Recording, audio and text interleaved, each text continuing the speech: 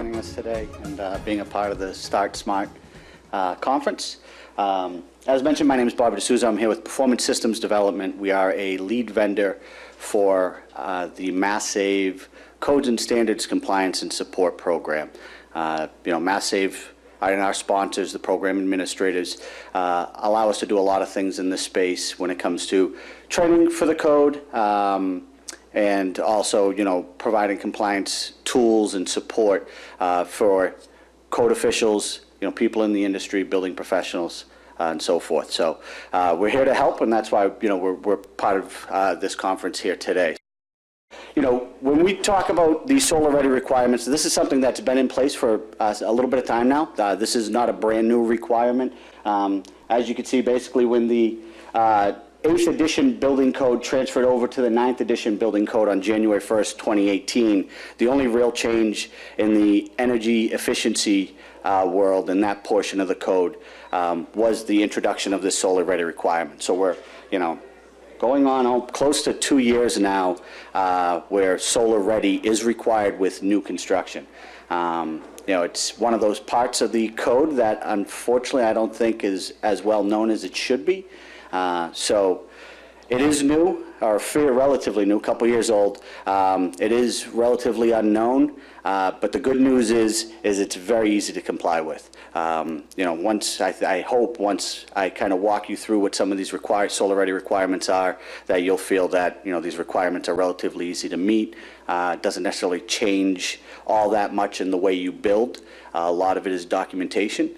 So I hope kind of eases some of that concern. A lot of people, typically when they hear these solar ready requirements, they go, oh God, it's going to change the way I have to build, it's going to raise the costs of construction, and I'm here to tell you that a lot of those concerns aren't anything you need to worry all that much about. It's relatively easy to comply. So if you're looking for where the solar ready requirements are found in the energy code, essentially Massachusetts adopted Appendix RB of the 2015 IECC. So that's where you're really going to find it in the mass amendments. You can find it in the 2015 IECC, but it's going to be under this Appendix RB. Essentially, it's copied almost word for word. You'll see there's one portion that was changed up, but for the most part, that Appendix RB is almost going to be copied word for word. But you can either find it there, or where I really recommend is look for the Massachusetts amendments to the 2015 IECC, and that can be found at the state.gov website, and that's where you'll find these requirements. So the general requirements when it comes to solar ready, we're talking about brand new construction. So additions are exempt. Commercial has its own set of solar ready requirements, and I'm actually not going to talk a whole lot about commercial. I'm going to stick more on the residential side. What I can tell you is the commercial solar ready requirements are going to be pretty similar to these requirements. Now when it comes to the sizing of roofs that are roped into this, commercial is going to be a little bit different, what buildings are applicable, but the actual requirements themselves, a lot of them are going to be the same. So and really, what solar ready is, the intent of solar ready, and the definition's up there, you guys can read that for yourselves, but what the intent of solar ready is to facilitate installing solar after the building's been built. So this is really to make it easier to install, to reduce the cost of installing solar down the road.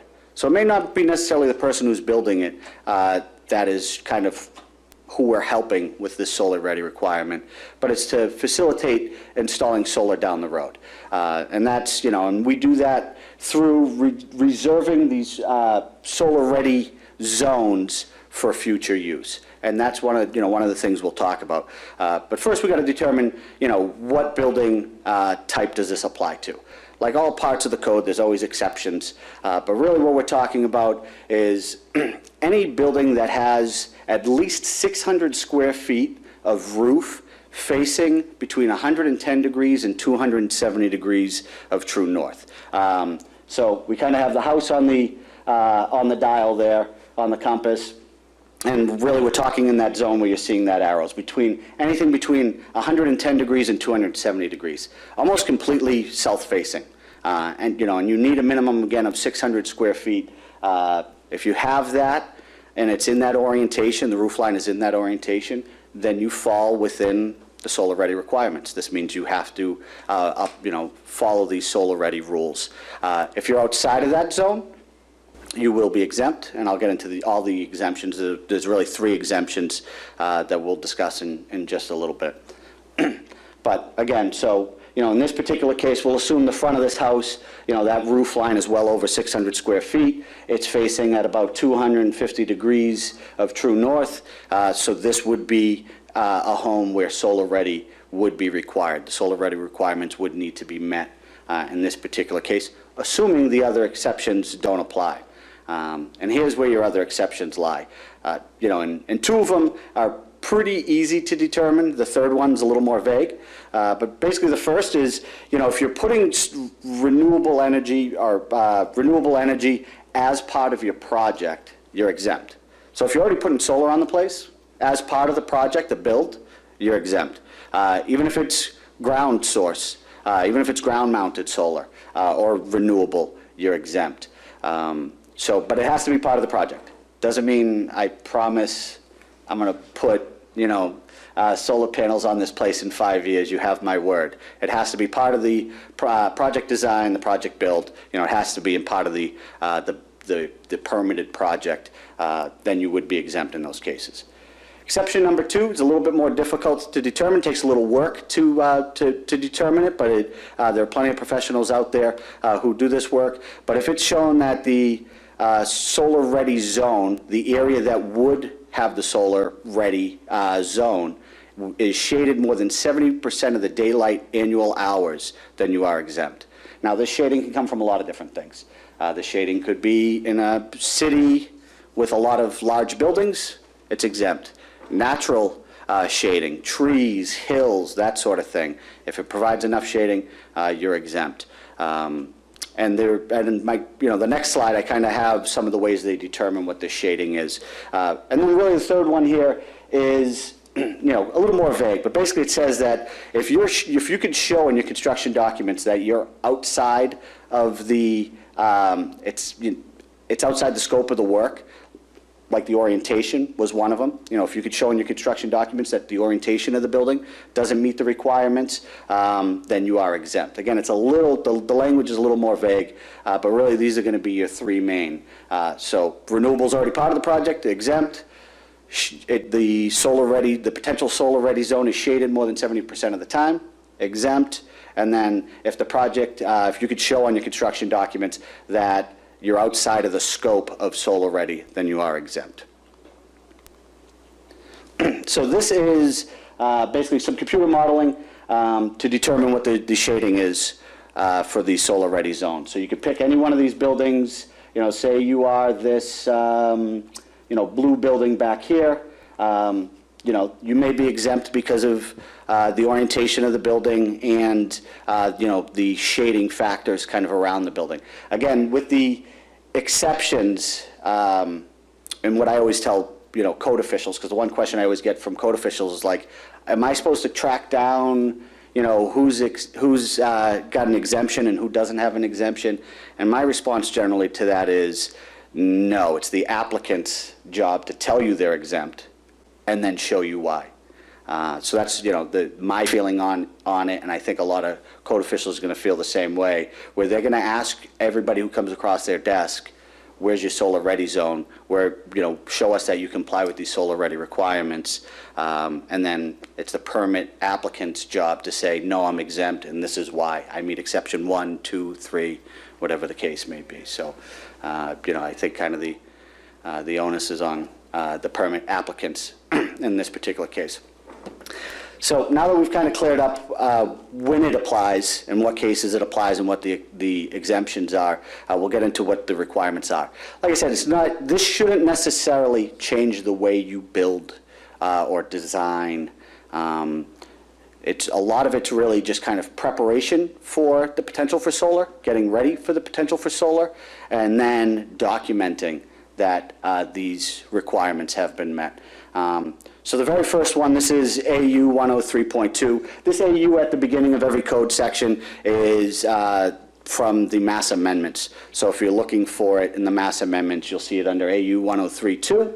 And this is why Code Talk's so exciting, right? We hit you with all these code section numbers that everybody is so excited about, and then we get into, you know, a bunch of text that everybody's so excited about. So hopefully, you know, hopefully we can, you know, step that up a little bit and make this exciting for you. So, you know, this is basically, this AU 103.2 basically says that you need to show on your construction documents that that there is a solar-ready zone on the roof and where it's located.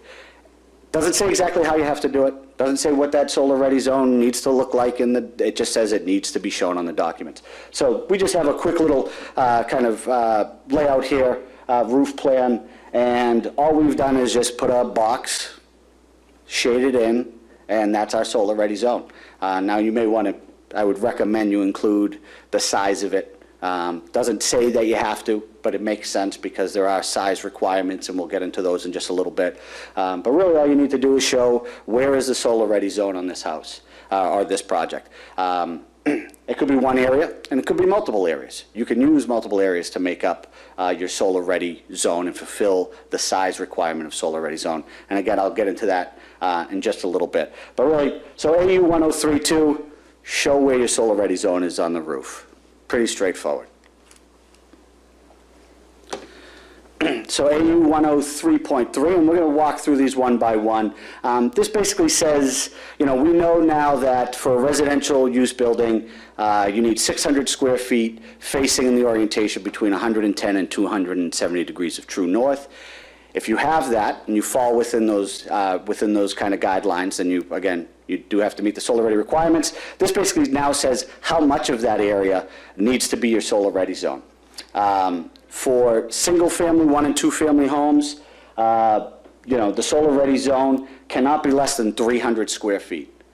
So we're talking, you know, kind of go back to our minimum. We said a minimum of 600 square feet needs to be a solar-ready zone. This is saying out of that 600, at minimum, 300 feet need to be designated as your solar-ready zone. For townhouses, townhouse is a little bit different. Depending on the townhouse and the square footage of the townhouse, that number actually gets cut in half. So if you have a townhouse that has a floor area of conditioned floor space of less than 2,000 square feet, then you only are required to have a solar-ready zone of 150 feet. So that they do cut that requirement in half. Typically, if you think about your normal kind of townhouse setup, the roofs are pretty small usually, and that's why they've kind of reduced the chunk needed for that use. The follow-up question I usually get in a lot, and you know, when discussing this portion in a lot of cases, is, you know, are we talking each townhouse? Does each townhouse need its own solar-ready zone? You know, this is an official and state interpretation. I don't have authority over any jurisdiction, but you know, my feeling is yes. You know, they're all individually permitted projects. Each townhouse has its own permit, so the solar-ready zone would apply to each townhouse. Again, assuming they have the correct orientation and the roof space, the roof size to require the use. Now, we have this mentioned here at the bottom in red that you know, you also want to include you know, any mandatory access spaces or setbacks from CMR or 527 CMR, which is the fire safety code. I've been told that 527 CMR was pulled from the safety code in Massachusetts. I don't know if that's 100% sure, but I believe, and I have someone shaking there, thank you for confirmation on that. But we still leave this up there because we want to say, you know, you want to be mindful of these things. There may be other requirements and other parts of the code that may require various setbacks and other things. So, you know, when I'm talking today, I'm really just talking what the energy code says about it. There may be other things to take into consideration in other parts of the building code. I don't know of any offhand. I've kind of looked and tried to find them. But, you know, we leave this up there just as a reminder that there may be sections elsewhere that you want to, you know, pay attention to. And fire code is going to be a big one, because just because this isn't here now or has been removed doesn't mean it can't come back in maybe a different version, because, again, we know that for fire safety, these setbacks are important. And basically what this language meant was you needed to be so far off the edges of the roof to allow ladders to go up, to allow firefighters to be able to move up and down the roof line to fight fires. We don't want solar panels prohibiting that from happening. Before we can save the planet, we got to save our houses, right? So, so just, again, be mindful. The takeaway from that is, there may be some other code requirements that you want to pay attention to when considering solar ready. So like I mentioned, solar ready can be one section. You could have just one designated 300 square foot spot as your solar ready zone, but you may not. You may want to break it up for different reasons, and I might get into a couple of those actually in the next slide. Or you may have to because of gables and other breaks in the roof where, you kind of have to split these things up, these sections up. And that's permissible. That's perfectly fine. Again, you would add them all up and you need that minimum of 300 square feet. But if you are going to break them up, there are some important things to remember, and this AU 103.3 is really where you find it. And basically this says that no one solar ready zone can be less than 80 square feet. So it has to be 80 square feet or larger. No one zone can be less than 80 square feet. So again, you can break it up into 80 square foot sections if you want. As long as it totals 300 square feet, you're fine. But no one section can be less than 80 square feet. The other requirement is no one section can be less than 5 feet wide. So at a minimum, it has to be at least 5 feet wide on its shortest side. So, it's important to remember when you're laying out these solar-ready zones, that even when you're breaking them up, they are meeting these requirements of AU 103.4. As far as obstructions are concerned, this is why I mentioned that you may want to break it up, because you may have obstructions like chimneys, vents, other roof-mounted equipment. When I say roof-mounted, I don't necessarily mean you're putting in roof mounts for potential solar. Solar-ready requirements do not require that you put anything on your roof. But if there are other pieces of equipment that are roof-mounted, those are obstructions. Basically, AU 103.4 states that the solar-ready zone shall not have any of these obstructions in it. Now, this is where it gets a little tricky, and this is why people like me have a job, is because there are gray areas within the building code, and we need to determine what those gray areas are and how they apply. This is something that was added in by the BBRS, by Massachusetts through amendment. Like I said, a lot of this was pulled from that appendix within the IECC, but Massachusetts made a couple small tweaks to it, and this is one of them. And basically this states that nothing in this appendix shall require construction documents to be redesigned or reconfigured to solar-ready zone. What does that mean? That means they've added some confusion to this and made it a little more difficult to interpret. Basically, the intent, from what I've been told, for adding this kind of language in there is they don't want to prevent people from building their dream house. Someone wants to build their dream house, they want to put in skylights, they want to do all these various things. They don't want to prevent that from happening. So basically what they're saying is, if part of the design of the project is there are obstructions in the solar-ready zone, this code language does not require that the building be redesigned. Now, this is open to interpretation. Interpretation really falls on code officials. If you disagree with a code official, you take it before the BBRS, and that's where all the fun happens. But when I talked about the exemptions, I mentioned there was 3 exemptions. The third exemption is if you can show in your documents, your construction documents, that the project falls outside of the scope. Kind of the question I have to myself, and that I'll kind of throw out there, and again, this is up to local interpretation from your local inspectors, is if I have these obstructions, would that put me outside? Would that show that my project is outside the scope?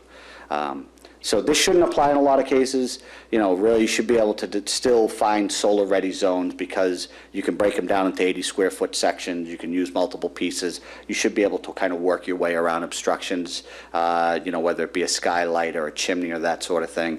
But there is this language that basically states that, this portion of the code will not require you redesign the building to meet the solar-ready requirement. So, I hate to do, speak to a room and talk about solar-ready requirements and then kind of throw in this, wild card gray area, but unfortunately it's there. So just wanted to make note of that one section. The other part that always comes up when we're talking about obstructions is, how do I know? As a designer, I don't know where my roof vents are going to go always. I'm designing a project and the tradespeople are the one, the plumber's the one coming in and just punching his holes and putting a roof vent, putting a vent out wherever he wants it, or, any other tradesperson, someone installing a bath fan may decide, like, the big, wide, beautiful space in the middle of my south-facing roof is a perfect place for my bath fan. So, while it's easy to say it's outside of my control where these roof vents are, I think as building code progresses and as building science progresses and as the industry progresses, we're learning that everybody needs to work together from beginning to end. All the contractors need to be on the same page. Building owner, building designer, contractors, subcontractors, we all need to be in on this conversation. No more like, I'm a plumber, I don't care what the, designer does, or I'm a plumber, I don't care what the roofer's doing. That hopefully that is kind of going away, and the conversation is more towards, what is our goal with this building? What are we all trying to achieve, on this project? So I kind of, especially as an insulation contractor in the past, I know it was easy to kind of like, I'm the insulation guy. I don't care what they did. But, we're trying to change the way we think about construction, and that this is a team project, and the team involves anybody who's walking onto that job site. So I'm not allowing that. If anyone's trying to use that one later, I'm not allowing it. So I'll fight you on that one. So next requirement, this is another one, AU 1035, that basically talks about, again, it's a documentation requirement. It's not changing what you're doing, it's just a documentation requirement. Basically, this states that on your building plan somewhere, you need to include what the structural design loads, live and dead, are for that roof. It doesn't mean you have to change your design loads. It doesn't mean you have to design to any certain number or metric. Just that you have to state what they are. So again, we're not changing the way we build. We're just documenting what we're building. And what this allows is, the owner later on down the road can go to their solar contractor and say, hey, this is what my design loads are for my roof. And that'll help that contractor design the proper array, based off of those loads. So again, we're trying to take down some of the hurdles and make this a little bit easier. Same thing with, I mentioned the solar ready zone. He can go to his solar, contractor and say, this is my solar ready zone. Now here are my roof loads. Design me a system. And, we're going to continue on that theme as we go. So next section, the requirement here is that there are interconnective pathways in the building. So again, they could take this to their solar contractor and say, here's some pathways so you can run conduit, or you can run plumbing if you're using solar thermal. And again, I don't feel like this necessarily changes the way we build, because buildings now have a ton of pathways already in them. So you may be showing that a pathway that you've always used as a bypass for plumbing, electrical, is also your solar ready, interconnective pathway. So again, don't necessarily feel like this is changing anything. It's just a documentation requirement. Show this on your plans, show where these pathways are. If you don't have pathways in your building, this might change something, but I'm guessing most, if not almost all, residential new construction is going to have plenty of pathways to choose from. It's just a matter of documenting what that pathway is. The next section I'm about to show you, this is one of the big changes. So this was originally adopted. So if you find an older version of the Mass Amendments that shows the solar ready requirements, you may see this AU 103.7. I've actually recently had a state inspector, bring this up and was like, hey, yeah, don't forget to tell people about the electrical service reserved space requirement. And this was a state inspector, and basically we had the conversation that no, this is no longer required residentially. Commercially, this language still exists in commercial buildings, or similar language still exists in commercial buildings, but residentially, this has been removed. On June 5th of last year, the BBRS basically moved to rescind this. The reason why is I believe the Home Builders and Remodelers Association felt that this would require service panels be even larger. Electrical panels would have to be even larger, which would dramatically drive the cost up of construction, pulling in larger service lines. So they won that argument, and this has been removed. So again, I only bring it up that way if you do see it, if you find an older amendment, or if you have seen this in the past, or you've been lucky enough to listen to me do this presentation in the past, you know that this is no longer required. So moving on from that, really the last requirement here is the Solar Ready construction document certificate. So essentially, this is something that's also kind of been around for a while with the Energy Code, not particularly this one requirement, but the requirement that a kind of a home certificate be left at the house stating what the R values are in the walls, building tightnesses. There are these requirements that a certificate be left either by the designer or the contractor be left at the home.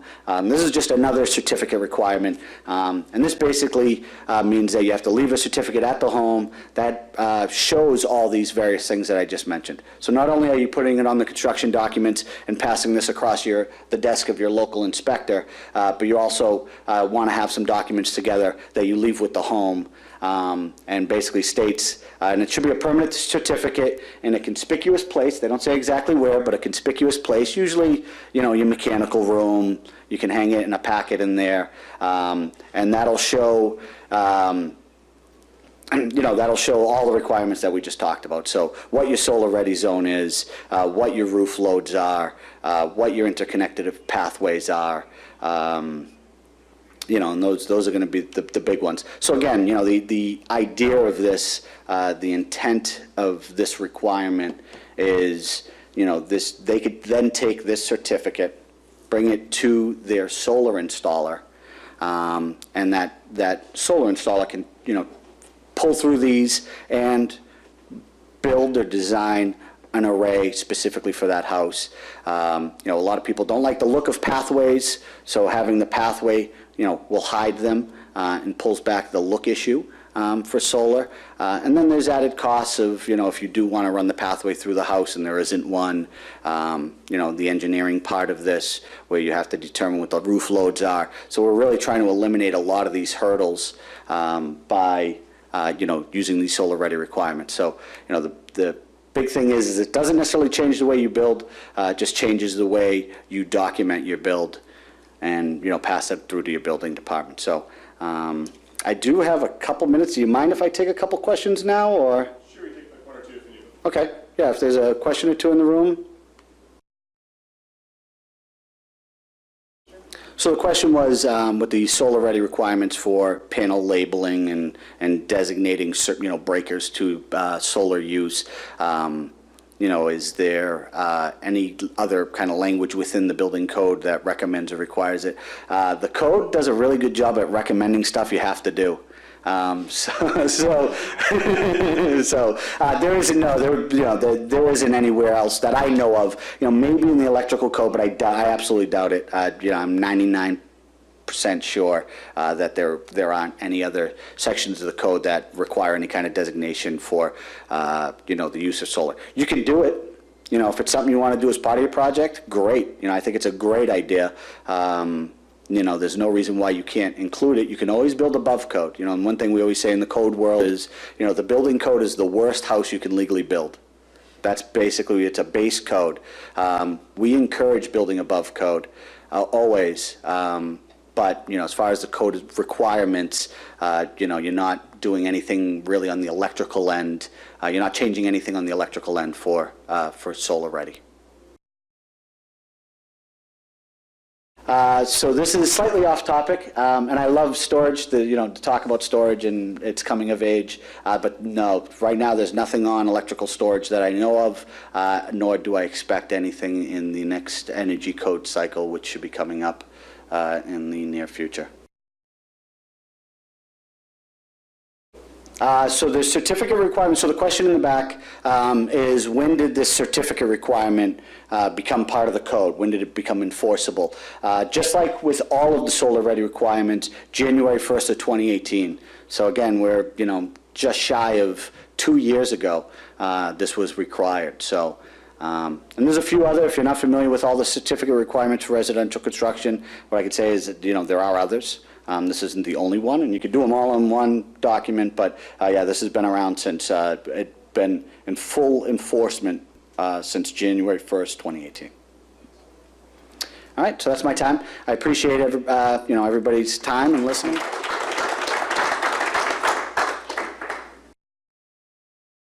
All right, thanks, Bobby. Great job. So again, I'm Richie Bonney with Revolusun. A little bit of background on me. I've spent my whole professional career in the energy efficiency space.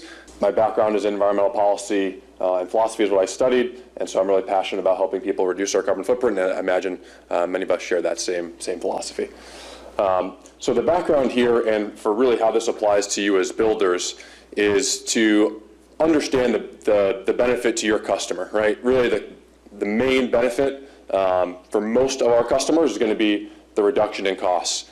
As I'm sure you're familiar with, electricity is very expensive in the state for a variety of reasons, and for most people that's going to be the main driver. Obviously, you have folks that are motivated environmentally as well, and solar kind of hits both of those targets. Solar has seen significant cost reductions in the last 5 years, and virtually in every case, if you have an efficient home, solar is going to make sense. This just gives you an idea of what our current costs are. If you compare to the grid costs, this 20-year cost here assumes absolutely no utility inflation, which is really unrealistic for kind of the environment that we've seen over the last couple of decades. But even if we assume that utility costs don't go up at all over the next 20 years, your cost of ownership is significantly less with solar when you factor in the incentives. And even if you see there at that system cost, it's still lower cost than if you were to pay your normal utility bill over that 20-year period. What a lot of folks are doing are incorporating the cost of solar into their mortgages and being able to spread that cost over a 30-year time frame allows you to be cash flow positive immediately if you're to compare that to, again, what the standard utility cost would be. This is a relatively low cost electric bill with a house that has a relatively low load, but still you can see the savings there over time are going to be significant. But again, the main benefit for the customer is that you're realizing savings right from the outset. So to give you an idea of kind of what we're trying to accomplish here, we really want to talk through, again, in almost every scenario, solar is going to make sense. The reason that it's so attractive in this state is because of the policy environment that we're in. Most states do not have what's called retail net metering, meaning that when you send a kilowatt hour back to the grid, you're essentially getting a one-for-one credit with the utility. That allows you to build up credits spring through fall, use that credit that you've accrued with your utility bill in the winter months, and allows that customer to effectively have no cost for their electric consumption. Particularly now, and we're in the heat of it right now as an installer, right now is probably the busiest time we will ever be. The federal tax credit, and we'll talk more about this in a bit, winds down at the end of this year. The way that the SMART program is constructed, it rewards early adopters. So right now, and for folks that you're building right now, it's critical that we make that consideration now and ideally get installed really as soon as possible, given what the incentives are. With regard to the total process, it really doesn't make a ton of sense for the builder to build solar themselves. Most of this is going to be retroactive, and that comes down to the way that the tax credits and the incentives are structured. The tax credits goes to the owner of the house, and it's difficult as the builder to realize that benefit. So most of what we're talking about today is how do you prepare the house to make it most attractive for your potential buyer to be able to realize those benefits. Same thing with the utility incentives. Those will go to the account holder on the bill, so it's important. I mean, again, it's going to be mostly retroactive is what we're going to be talking about today. And then overall, making sure we have a really good understanding of what goes into the solar system design, and again, how can we make that house as efficient as possible so that the potential buyer gets the max financial benefit. So key point number one, make sure that it's south-facing. We'll go through some slides in a bit that just show the financial impact, but we really want to be as south-facing as possible. Obviously, we're in the northern hemisphere. The sun is in the southern sky. So as close to 180 degrees south as we can get is ideal. Certainly, we have to factor in the customer's aesthetic concerns. Perfect scenario, you have the back of the house facing due 180. I know that's not possible in all scenarios. And with the better aesthetics of the panels that we're looking with today, panels on the front can look really sharp, especially if you're not having those roof surface interruptions. So what we're, again, an ideal scenario, we want to be 180 degrees south. A 9 pitch, or roughly 37 degrees, is kind of the sweet spot for designing a solar system. The further away you stray from due south, the shallower the roof can be. I ran a few production estimates. I can kind of go through that in a bit. But generally speaking, if you're forced into a scenario where you have an east-west house, you actually want to make it shallower so that surface can get sunlight past. So if you have a west-facing surface, you'll start to get some of that sunlight before noontime if it's shallower versus at a more of a perpendicular angle. Another key piece is making sure that solar-ready surface is free from any obstructions. Chimneys, pipe fence, dormers, skylights, all those things, we want to just create a blank canvas so that performance-wise, there's no shade that impacts the panels, and also aesthetically, it looks a lot more attractive if you have a nice, clean 3x10 layout so that there's no interruptions. You don't get that kind of checkerboard effect on the roof. So it's really important just to create a nice, clean space to install on. So here's an example of how shade can impact. This is my house. So on the back there, my chimney, if you look, we have like panel level monitoring for our systems. Right where that arrow is pointing, that panel, which is the one right here, that is about 15% less productive than the panels on either side of it. And that's a function of, and this is really as far as obstructions go, like a best case scenario. The chimney is on the east facing side of the roof, the panel faces west, so the south side of that isn't shaded, but still, even in that case, I'm losing about 15% for that panel's production. So again, as much as you can eliminate obstructions, that's great. Another thing to consider is the roofing material. So I imagine that most of the homes that you're building are just going to be using asphalt shingles. That's what we see most commonly. That is super easy, super straightforward. The other great option is standing seam. Standing seam, we actually don't even have to penetrate the roof. So we have special clamps that just clamp right to that seam. There are no roof penetrations, so if your customer is particularly concerned about roof leaks, roof penetrations, that can be an option that eliminates the possibility for a roof leak. There are lots of steps that the installer will take, or should take, to prevent roof leaks in terms of how the flashing is done, the type of sealants that are used. But in most cases, if it's done correctly, there's virtually no chance of a leak occurring. The second thing is the roof load. Really anything built to the current code, and again, I do not claim to be an expert here, but in virtually every scenario, if it's built to current code, it will be sufficient to support the weight of a solar system. So that dead load of 5 pounds per square foot, the solar system in most cases will never add more than about 3 pounds per square foot to your load, so anything that's up to current code will be sufficient. As far as snow goes, we want to design away the possibility of avalanching. So it does happen. Customers, like the first time it happened to my house, my wife freaked out and thought somebody was breaking into the house. It sounds really loud, and if you're not expecting it, it can be startling. So what we really want to do is make sure that if there is, if you're designing it for the south-facing roof and you have an entryway, to either just provide some sort of structure above that will shed the snow away from that doorway. We can also incorporate snow guards into our designs, but generally speaking, if you can have just some sort of covering over the entryway, that'll be sufficient.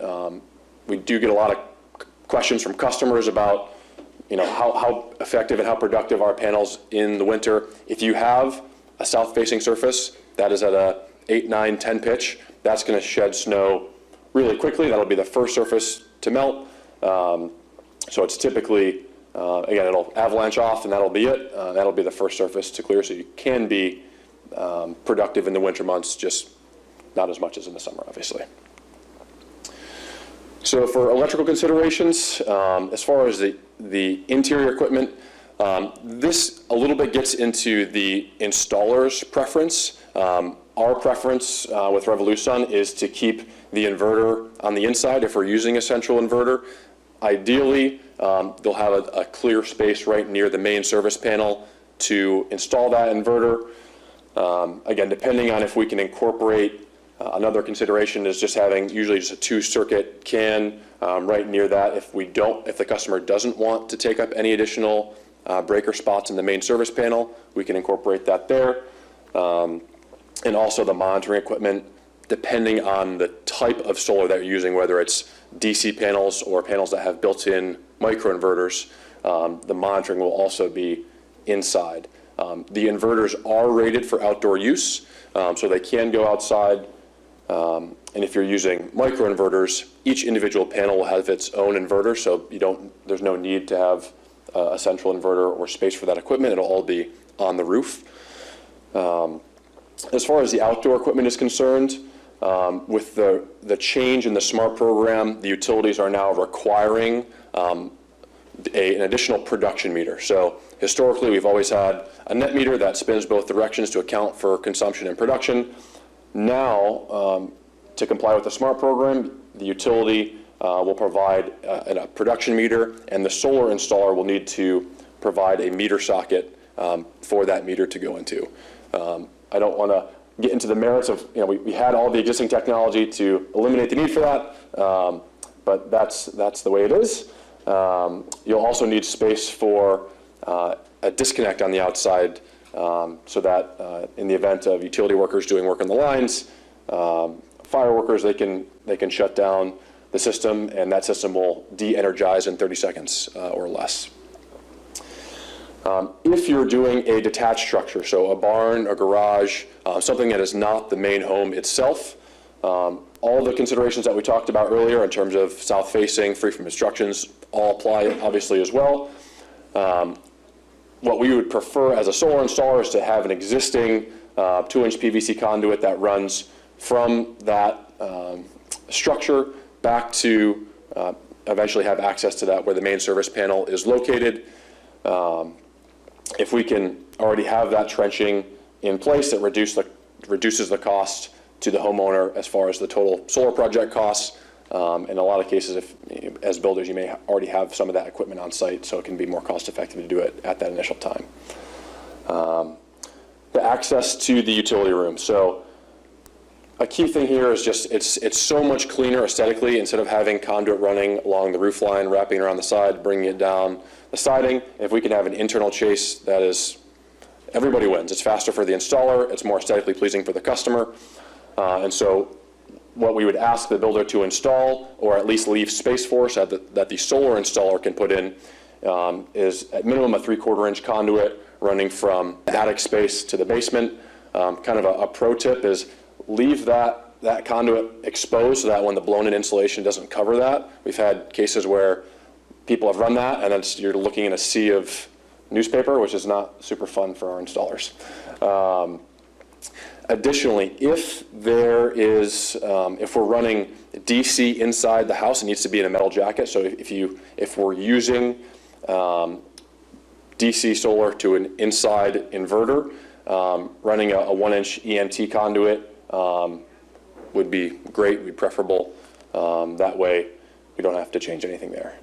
And then as far as energy storage goes, again, we're not going to dive too much into this now, but the batteries do need, just like a main service panel needs a 30-inch setback from them.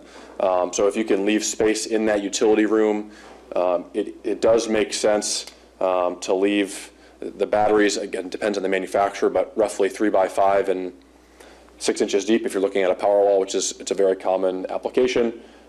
Leave some space if they want to kind of future-proof and are planning to incorporate storage into their project. So the next piece is talking through how large or small should we design that solar system. So in terms of what's most cost effective, we want to go really as large as we can, up to 10 kW AC. The reason that number is important is that systems that exceed that size are kind of subject to their own incentive environment, I guess. So once you exceed that system size, instead of getting a 1-for-1 net metering credit, all of your overproduction is at a 60% rate. Again, this is really more for the solar installer to kind of work through and communicate, but it's important to be mindful that if you're designing a house that has tons of electrical loads, that we will likely need to get up close to this system size. But as the general trend, the larger the system, the lower the cost per watt, the more efficient the installation is, the more cost effective it is, and the more electricity that we can offset for the customer, the greater the savings. There is another utility hurdle that we encounter at 15 kW AC. It goes from what's called the simplified interconnection application to the ironically called expedited interconnection application, which takes 3 times as long. So once we get past that, it's up to 30 business days for the utility to approve, and so that can add significant time to the overall install timeline. So as long as we can meet the demand, we want to stay right at that 10 kW AC limit. And you can see here just the reduction in costs. We've seen just dramatic price reductions, which will make this more attractive for your potential buyer. So this is my fun slide. So the 10 kW AC restriction is really difficult to wrap your head around. The easy thing to communicate is that it does not matter if your solar system is in a cave or in the middle of the desert.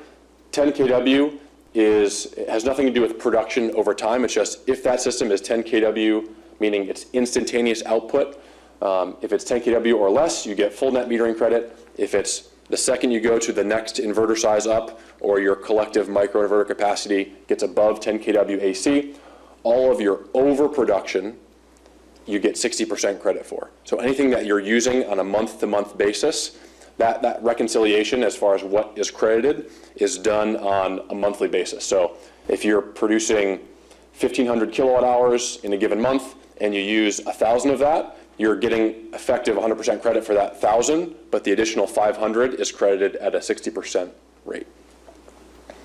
And again, ideally the solar installer is going to be talking through this, but just so you're aware.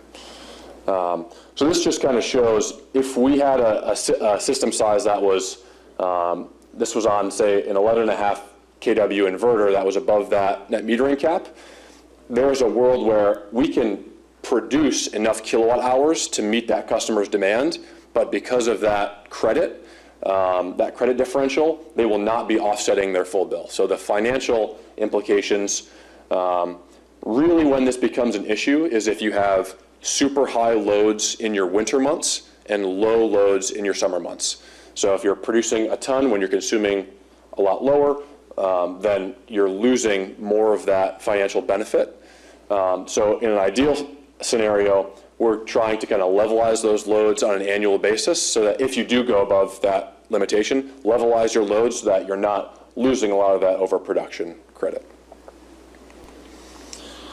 And again, in a perfect world, because the larger you go, the more cost effective it is to that customer, it makes sense to get as much of your, basically try to get everything on electricity. If you can eliminate, whether it's your car, oil, propane, anything that you can convert from fossil fuels to electricity is not only environmentally beneficial, but also financially. You'll be able to control basically all of your costs. If you can have a system design that covers all of these needs, the benefit to the customer is I control that cost. I'm not subject to utility rate fluctuations. I know, or oil or gas prices, you're just eliminating all of that variability, and that is peace of mind for the homeowner, and also, again, financially is going to make a lot of sense. I'm not an expert as far as what those loads represent. I do know from experience with an electric vehicle, your customer may not be familiar with kind of KW terms, so if you ask them how many miles do you drive in a year, you take that figure and divide it by 4, that's the rough kilowatt hour consumption. So if somebody drives 10,000 miles a year, that electric vehicle will likely consume about 2,500 kilowatt hours on an annual basis. So just a quick tip there. As far as sizing goes, that we're really leaving that to the solar provider. They're going to be familiar with all the various utility restrictions and the different policies that are in place. The key thing to establish early on is to find a HERS rater that you trust so that we can establish what that expected kilowatt hour consumption is. For a solar installer walking in or meeting with a builder or meeting with a customer, what we're typically basing that on is looking at the year prior kilowatt hour consumption, and that's what we're designing the system based off of. If there's a new house, then we do have none of that information, so it's really difficult to recommend an appropriately sized system. So if we can get that HERS report where it states what the anticipated kilowatt hour consumption is, that allows us to design the system so that we're not going too big and the customer's not spending more than they need to, but we're also not going short and leaving them with a remaining utility bill. Again, as builders, you're familiar with how critical communication is between yourself and any subcontractors. It's really important to establish that relationship early in the process with the solar installer and the builder to make sure that you're together on key timelines.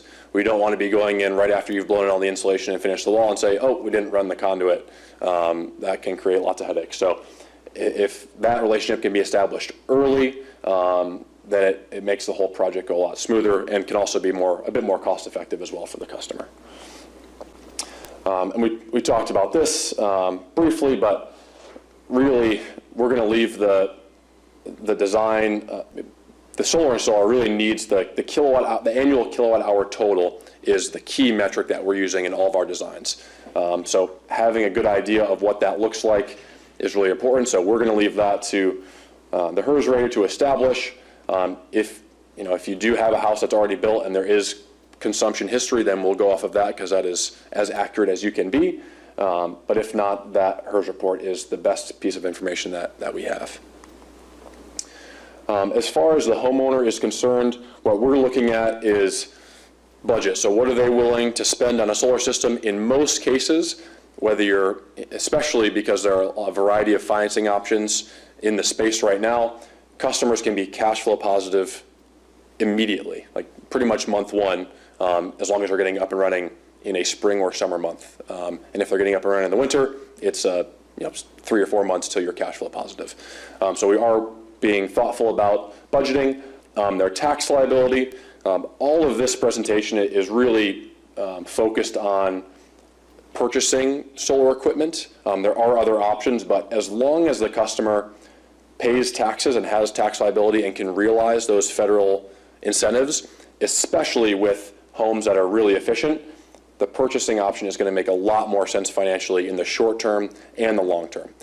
If they are retired, don't have taxable income, then it can make sense to look at a lease option or a power purchase agreement because they can't realize that benefit. But the more efficient the home is, the more the purchase makes sense. And that's because the SMART program and that performance-based incentive, if you own the system, that revenue is going directly to you. If you lease the system, that benefit goes to the installer. So this is, again, designed around the purchase because in almost all cases, that's what's going to make the most sense. So walking through the logistics and the policy considerations, again, as far as being able to realize the most benefit, really all of what we're talking about is retrofitting existing houses with solar.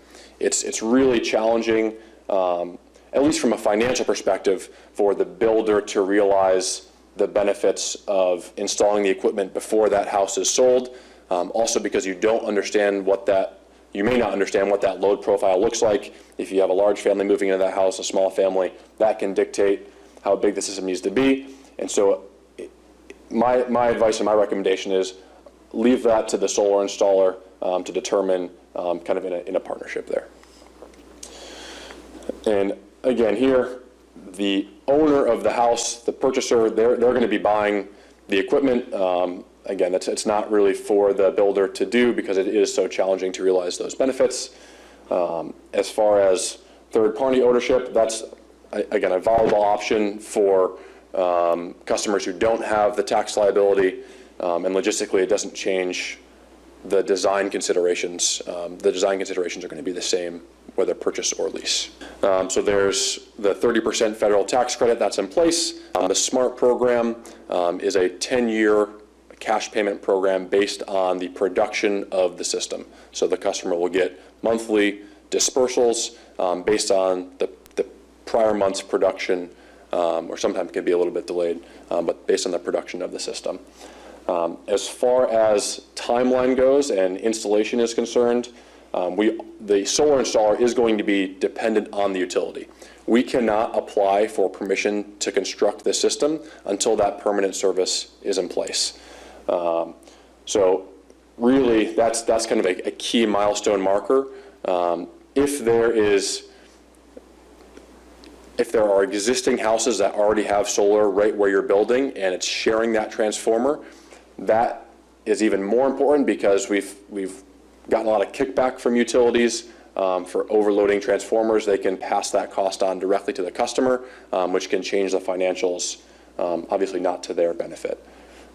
We talked about the time frame for once you go above 15 kW, but again, that extends it another 30 business days to go through that expedited process. They have to do a full localized grid study for that.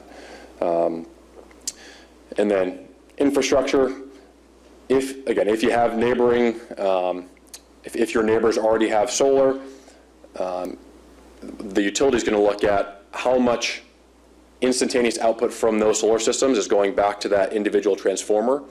And if it exceeds their threshold, they can require either that new project to be reduced in size, so they can say if you want to do a 10 kW, now you can only do a 5 kW system, or they can say if you want that 10 kW, you need to pay for that transformer upgrade.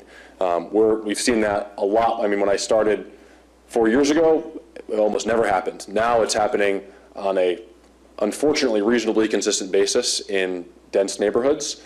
And what we've found is that those costs range anywhere from $2,000 to $5,000, depending on if you're just replacing the transformer, or if they're saying not only do you have to replace the transformer, but you have to pay for the pole as well. And those costs will be shifted directly to the customer. As far as multifamily properties are concerned, it can be tricky with shared roof space and who has whose roof rights. Again, depending on how it's laid out, in most cases, you'll have to go through the homeowners association to discuss who owns kind of the vertical space. In a lot of cases, we're not able to offset the full electrical demand because of how constrained those roof spaces are. We have done a fair amount of property owners that want to offset their common meter, so the building owner can offset their consumption for the common meter, and then they can allocate credits either to their personal property or to the tenants in the building. You just have to fill out what's called the Schedule Z to allocate production credits to various utility accounts, so that can be accomplished. As far as the single parcel rule is concerned, what that states is that for a single parcel of land, you really can't have more than one. You have to get an exemption if you want to install more than one solar system, meaning having two separate net meters. So you can go through that process, and you just know that you have to file for an exemption if that's going to be the case.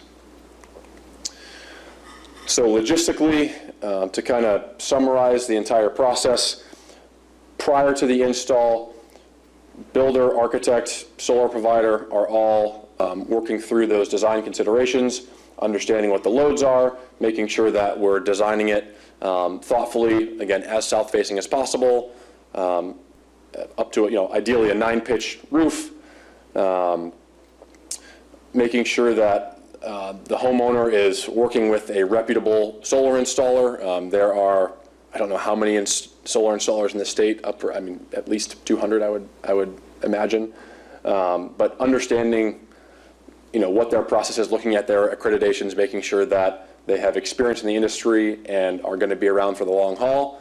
We've seen plenty of solar providers come in and out of business in the last, 3 or 4 years. So looking at their body of work, talking about, looking at reviews, all those things are important considerations.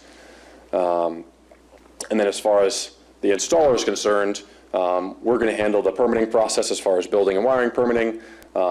Once that permanent service is in, we'll begin the permit application or the utility application process. So we'll fill out that simplified interconnection agreement. We'll also submit the SMART application on behalf of the customer so that they can get the benefits there.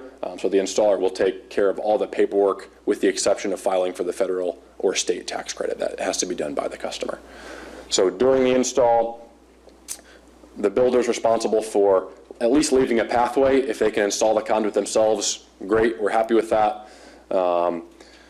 Making sure that we've got, obviously the solar installer will have all the relevant permitting and utility approvals before getting on site and completing that installation. But we're working with the builder to understand when's the framing and roof going up so that we can take measurements and do the site inspection in person, leaving everything open, like we talked about earlier for running wire, et cetera. And then post-install, the solar, we as the installer will make sure we'll be there for the final electrical inspection. We'll submit for the permission to operate, so basically get permission from the utility to turn the system on. That's the last step of the process. All the financials that we've discussed here have been based on homes that are in kind of the three main utility companies. So Eversource, National Grid, and Unitil. If you're working in a municipal light department service area, then there can be a lot of differences as far as what you're allowed to install. There may not necessarily be retail rate net metering. In most cases, that's not the case. So the financials can be significantly different if you're operating in a municipal light department. So just keep that in mind. And then at the very tail end of the process, the homeowner is applying for the tax credits and will also receive that SMART revenue. And that's what this looks like. So as far as the SMART program is designed, depending on the utility territory, the rate that the customer gets will be different. So right now, in Eversource territory, it's roughly just shy of 13 cents per kilowatt hour, and that is, again, a cash payment to the customer based strictly on production. It does not matter what they're using or sending back. They're just going to look at what that system is producing. The way that the SMART program is designed is basically your first 2,000 customers get the highest incentive, the next 2,000 get a slightly lower incentive, and once you've locked in at that rate, that customer is in it for the full 10 years. It is important to communicate that revenue is taxable. Again, mostly going to be the solar installer communicating this, but that's how the SMART program is structured. The federal tax credit right now, if you're installed by the end of 2019, you have a 30% tax credit, and that declines by 4% until 2022, when that drops down to zero. We're hoping that gets extended, but we'll see how that plays out. And then again, the net metering benefit, as long as you're under 10 kW AC, you're able to build up credit at a retail rate and use that in the winter months. As far as impact on home value, really what it comes down to is lower cost of home ownership. I mean, that's what this whole presentation is designed to do. Homes with solar do sell for more and they sell faster because energy efficiency is a priority for buyers. And then as a final recap, as far as making it ready, solar ready, south facing, free from shade, unobstructed roof area, running that, having that chaseway, and making sure that everything is posted appropriately. Solar right, making sure that we're factoring in that customer's potential load and offsetting as much of that as we can, establishing good communication between builder, HERS rater, and installer. And then again, making sure that those loads match up so that the customer receives the max benefit and ideally doesn't have to spend any money on their utility costs. So that is it. Thank you.